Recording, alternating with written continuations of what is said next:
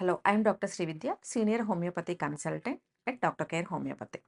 ఈరోజు సోరియాసిస్ వ్యాధిని ఎర్లీ దశలో ఎలా గుర్తించాలో చూద్దాం. చాలామంది సోరియాసిస్ పెద్ద పెద్ద ప్యాచెస్ వచ్చిన తర్వాత 1 ఇయర్ తర్వాత, 2 ఇయర్స్ తర్వాత అప్రోచ్ అవ్వడం జరుగుతుంది.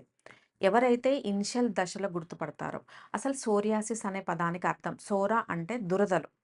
విపరీతమైన దురదలతో కూడి రెడ్ కలర్‌లో ప్యాచెస్ లాగా స్టార్ట్ అయ్యి, అది క్రమేణా సైజు పెరుగుతూ పొలుసుల్లాగా మారే ప్రాబ్లమ్‌ని మనం సోరియాసిస్ వ్యాధిగా గుర్తించొచ్చు. చాలామంది నెగ్లెక్ట్ జేస్తుంటారు. శరీరంలో చిన్న ప్యాచ్ రాగానే ఇది నార్మల్‌గా వచ్చే స్కిన్ అలర్జీ, లేదంటే సింపుల్ ర్యాష్ అని నెగ్లెక్ట్ చేస్తుంటారు.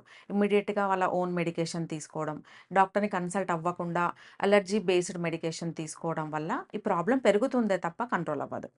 బట్ ఎవరైతే 2 లేదా 3 నెలలకు మించి ఈ స్కిన్ ప్రాబ్లమ్ తగ్గకుండా, మెడికేషన్ తీసుకోగానే తగ్గడం, మళ్ళా ఇంకొక ప్లేస్‌లో ప్యాచ్ రావటం, ఇటువంటి సిట్యుయేషన్స్‌తో బాధపడుతుంటారో వాళ్ళు నెగ్లెక్ట్ చేయకూడదు.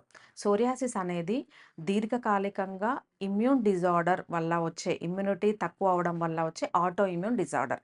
ఇది ఎర్లీ స్టేజ్‌లో గుర్తిస్తే దీన్ని నయం చేసుకోవడం చాలా ఈజీ. బట్ ఎవరైతే చాలా ఇయర్స్ నుంచి ఇలా నెగ్లెక్ట్ చేస్తుంటారో, సోరియాసిస్ అనే వ్యాధి శరీరంలో ఒక భాగంలో స్టార్ట్ అయ్యి శరీరం అంతా స్ప్రెడ్ అయ్యే అవకాశం ఉంటుంది. ఎగ్జాంపుల్, కొంతమందిలో ఓన్లీ తల భాగంలో మాత్రమే ప్యాచెస్ తయారవ్వడం, దురద రావటం, కోంబ్ చేసినప్పుడు స్కేల్స్ రావడం జరుగుతుంది. ఇది ఓన్లీ సింపుల్ డాండ్రఫ్ ప్రాబ్లమో, లేదంటే ఏదన్నా చిన్న ర్యాష్ అని నెగ్లెక్ట్ చేస్తుంటారు. వింటర్‌లో వచ్చే స్కిన్ ఇష్యూగా పరిగణించొచ్చు. బట్ ఇది అంత సులువైన ప్రాబ్లమ్ కాదు.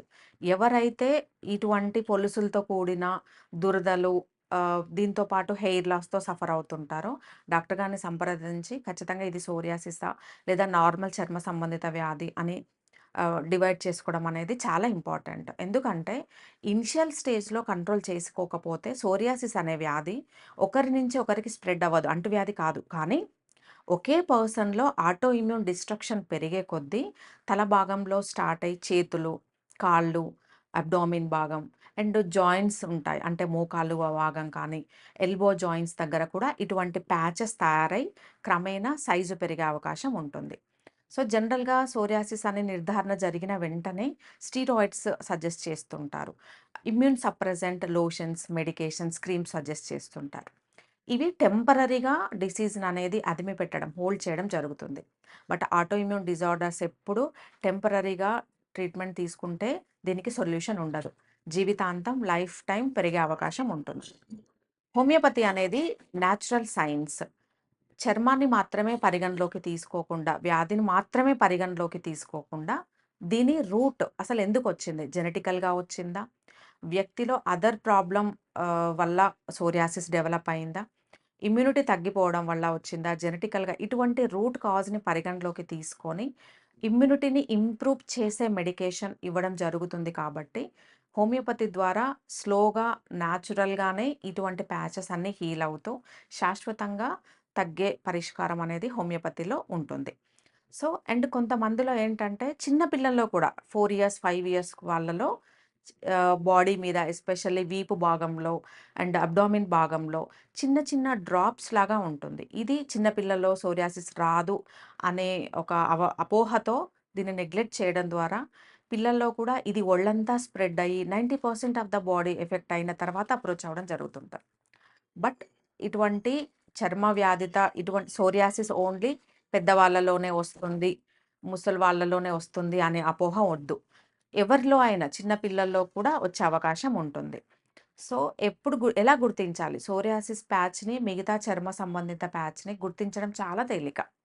ఎలా గుర్తించాలి అంటే, చూడడానికి రెడ్ కలర్‌లో మచ్చలాగా తయారై, దాని మీద మైన పూతలాగా, స్కేల్స్ లాగా వైట్ కలర్‌లో ఉంటుంది. అండ్ విపరీతమైన దురద.